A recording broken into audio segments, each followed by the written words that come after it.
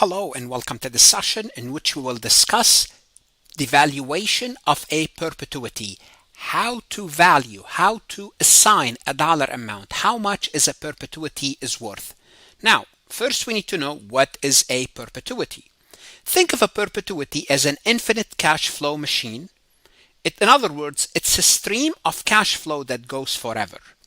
Now, when we discussed the time value of money, we discussed something called an annuity. Now, an annuity is a series of cash payment, but at some point, there's an ending to it. Well, here what we're trying to value is an investment where it pays cash forever. You might be asking, is this really true? Is there such a thing that an investment pays you cash forever? Yes. For example, it exists in the real world, but let me give you some traditional use of it. For example, Canada and the UK have issued perpetual bonds. Now, when we talk about bonds, we always assume that bonds will have a maturity date. At some point, the bondholder, whoever lent money to whoever borrowed money, will go back and they will redeem. They will give back the bond and they will get their money. It has a maturity date, an ending date. Well, the UK and Canada, the government issued perpetual bonds. They're called consols. What does that mean? It means when you buy one, well, you get paid forever. Whatever that rate they promise you, that payment goes forever. You cannot redeem the bond. What do you do with the bond? You pass it to your kids, to the next generation, and endless payments would continue. Now, you might be saying, okay, who's interested in the UK and Canadian bonds? That's not the point. The point is how to value perpetuity. Why? Because stocks acts like a perpetuity. Financial securities, when you buy a stock in a company and that stock pays dividend, well, that stock will pay dividend forever as long as the company keeps on making profit. They will pay you dividend. Well, this endless stream of cash, we can look at it as a perpetuity. And this is why we need to learn first about a perpetuity, setting the ground to value actual stocks, actual investments. So let's go ahead and get started. Before we proceed any further, I have a public announcement about my company, farhatlectures.com. Hello, my name is Farhat. You are here because you are either an accounting student, a finance student, or someone who's studying for their CMA or CPA exam. Great. You are looking for some additional help, and we can help you. I strongly encourage you to visit my website, farhatlectures.com. I offer additional lectures, resources, including PowerPoint slides, multiple choice questions, in some circumstances, exercises, and true-false questions. Our material is aligned with your CPA review courses, with your CMA review courses, with your college courses. I offer a risk-free trial that you can try to find out whether my website can help you or not. If you find it helpful, you subscribe, you keep your subscription. If not, you cancel and your risk is free. If you like this recording, if you like my lectures, you would like what's on the website, give me a chance to help you with your college courses as well as professional certification. I hope to see you on the website. So valuing a perpetuity. How do we value a perpetuity? Well, we have to find the present value. The present value means what? Using the discounting. We need to discount using the time value of money. And the assumption here is you are familiar with the present value computation, whether it's for a single amount or an annuity, and here we're going to value a perpetuity. Now guess what? The perpetuity, it's even easier than the present value of a single amount, the present value of an annuity. All what you have to do to find the present value of a perpetuity, very pretty straightforward. You will take the payment and you will divide the payment by the rate. Well, let's look at a number. Numbers with examples. Let's imagine an investment will offer you $600 every year forever. So someone says, well, I'm going to give you this investment. There is no end, so the line goes forever. Every year you will get $600 and you want to earn 8%. How much you will pay for this investment? Pretty straightforward. how much you will pay?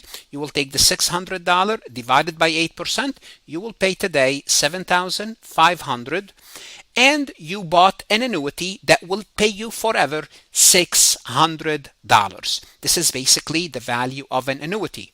Well, yes, but is there such an investment? Yes, a preferred stock is a form of an annuity. Now, what is a preferred stock? A preferred stock is a stock that pays you a dividend. It's called a preferred because it's a preferred in terms of you as a preferred stockholder getting the dividend first. So as long as the company pays dividend, the assumption it does, and as long as you carry this preferred stock, in theory, the preferred stock is a perpetual annuity. Well, that's how it works. So the company promises a fixed dividend to preferred stockholder every period, typically quarterly. So this dividend is paid before the regular stockholders get paid because it's called preferred. That's why it's called preferred. And we talk about the preferred and the stock and the preferred and the common stock in a separate recording. Just think of a preferred stockholder as someone who is, in quote, guaranteed, not necessarily guaranteed, but if there's any dividend paid, they will get their dividend first. Let's apply our knowledge of perpetuity for a preferred stock. Let's assume a current preferred stock trades at $40. So this is, if it trades at $40, it means that's the present value. This is how much, if you want to buy it, you will buy it for $40 and pays a quarterly dividend of $1. And this is how much it pays per quarter. A new company comes along and they want to issue a preferred stock at $100. It means if you want to buy it today, the present value of this investment is $100.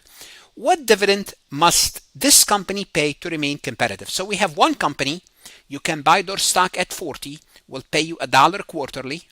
Another company wants to compete. They want to issue preferred stock, but they want to make sure they're paying the same rate. Remember, why do we need the rate? We need the rate because when we find the value of a perpetuity, we'll take the payment times the rate. So this is the present value divided by the payment, equal to the payment divided by the rate. Now in these examples, so far we are not giving the rate. So what do we need to do? First, we need to find the rate that the first preferred stock is paying. Well, we know the present value is 40. We know the payment is $1. We don't know the rate of return. We can solve for the rate of return. And if we solve for the rate of return, we find out that this company is paying 2.5%, and that's quarterly. Well, it means times 4, it's 10%, but we're doing it quarterly. 2.5. Now, how much would the other company will have to pay if the ongoing rate quarterly is 2.5? Now they have the rate. They have the rate of the company that's selling their stock, that's paying $1 per share and selling their stock, preferred stock, at $40. Well, if we assume 2.5 is the rate, the company will have to pay $2.50, which is $100 equal to the payment divided by 2.5, which equal to $2.50. So the new preferred must pay a quarterly dividend of $2.50 in order to be at par. At par means earning the same rate of return, which is 2.5, as the company that's selling at $40 and paying $1 in preferred stock. What happens sometimes is we have a growing annuity. What is a growing annuity? Growing annuity is when you have a series of payments. It's an annuity, but that annuity grows over time.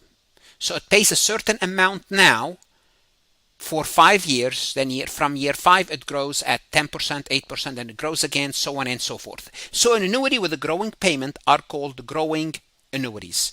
So how do we value a growing annuity? Well, think about winning the lottery. Instead of constantly getting a fixed amount, what happened is this. They would say you are going to get $200,000 in the first year. That's the first payment, growing 5% annually for 20 years. So here's what's going to happen. So year 1, how much do you get for year 1? $200,000. When it gets to year 2, they're going to pay you the $200,000, but it's going to grow at 1.5. Therefore, in year 2, you will get $210,000. Then in year 3, you will multiply 210 by 105, you will get 220,500, so on and so forth. Now, how do you find the present value of a growing annuity? Well, one way to do it is to take each of these payments and find the present value of it separately. We know the growing rate is 5%. We need the discount rate 11%. So you'll take each of these y from 1, y equal to 20, and you will discount it separately at 11%, and you will find exactly what's the present value of that growing annuity. Or there's a formula for the growing annuity. Here's the formula, or you could use a financial calculator. I'm just showing you the formula. You will take the payment times 1 minus 1 plus the growth rate. The growth rate is how much the payment is growing by, divided by 1 plus the discount rate. The discount rate is 11%, raised to the nth power, and you will divide all of this by the discount rate minus the growth rate. The discount rate is 11, the growth rate is 5%. So if we plug in the figures, we find out that this lottery today is worth 2,236,337. So what did we do here? We find the present value of an annuity, and not a regular annuity. This is a growing annuity, an annuity growing at 5%. So it's not a regular annuity, because when we say annuity assumption, it's the same. This is a growing annuity. So it's growing at a constant, remember this word, constant. We're going to see it again, constant rate. And what's that rate? That rate happens to be 5%. So the present value of the 20-year of growing annuities is approximately 2.24 million. Now let's take a look at growing perpetuity. Now what we have is not a growing annuity. This is a perpetuity, and it doesn't stay the same.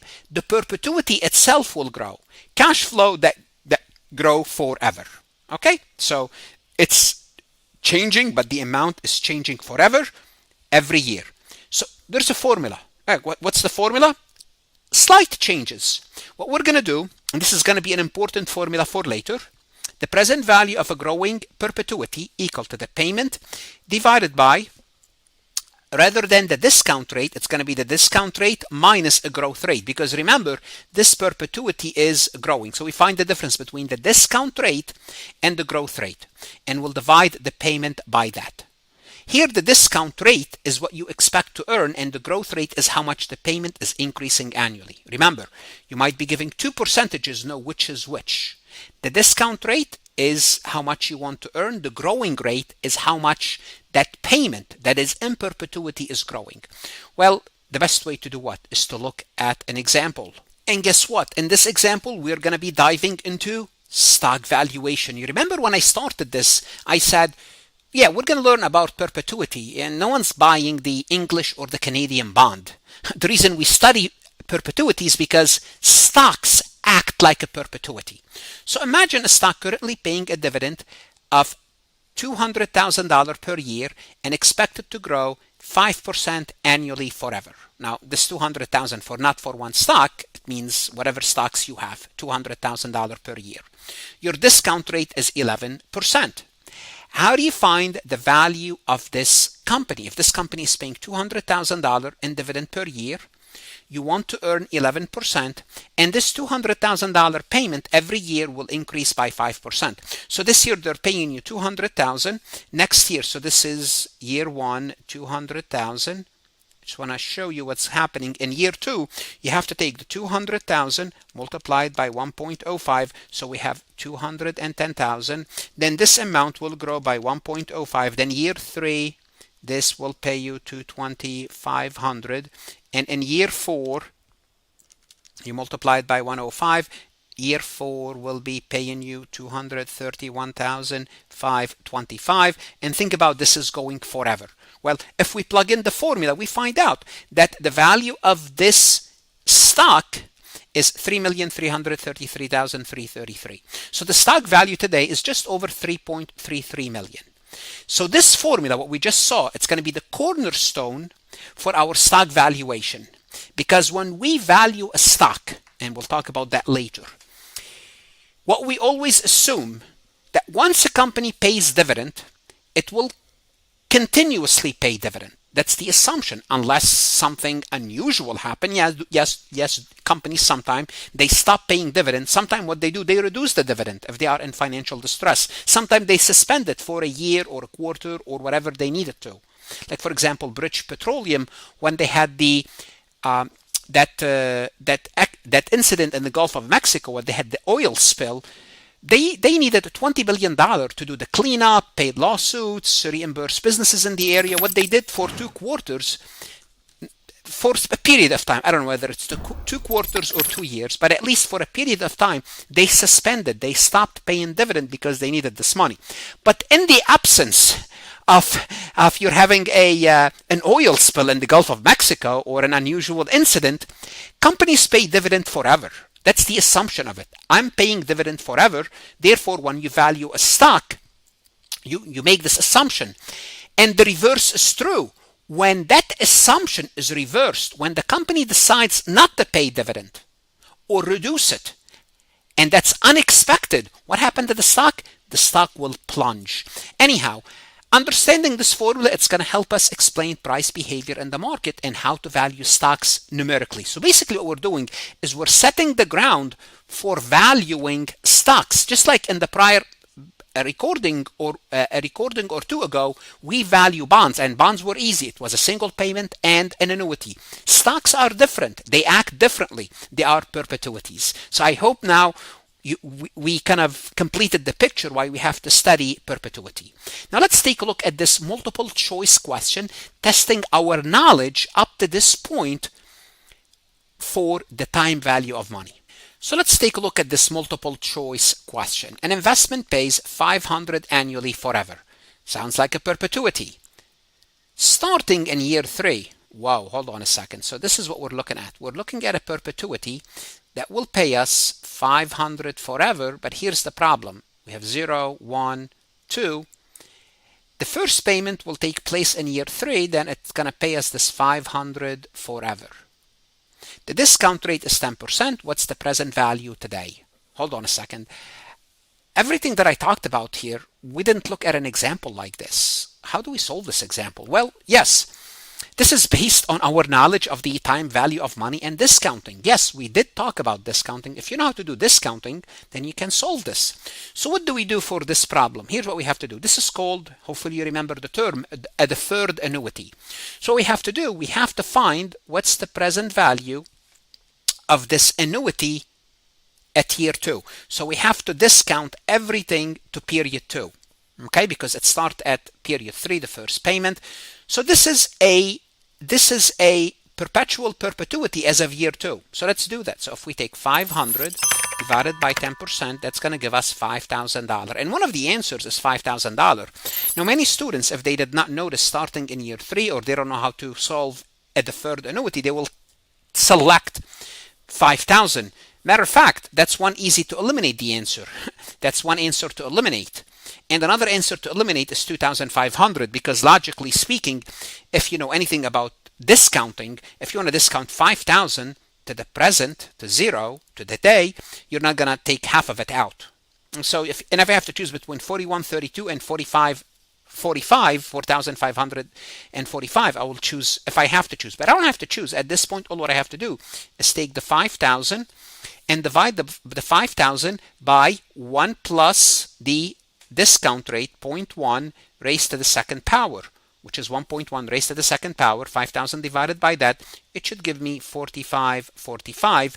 Therefore, the present value, then what I did is I took this annuity, which is 5,000 here, then find the present value of that. It should be less. It's 4,545. Therefore, my answer is C. C as in Charlie. What should you do now? You want to go to Farhat Lectures.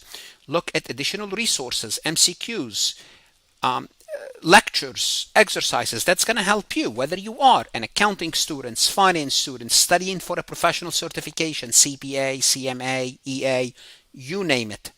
Invest in yourself and stay safe.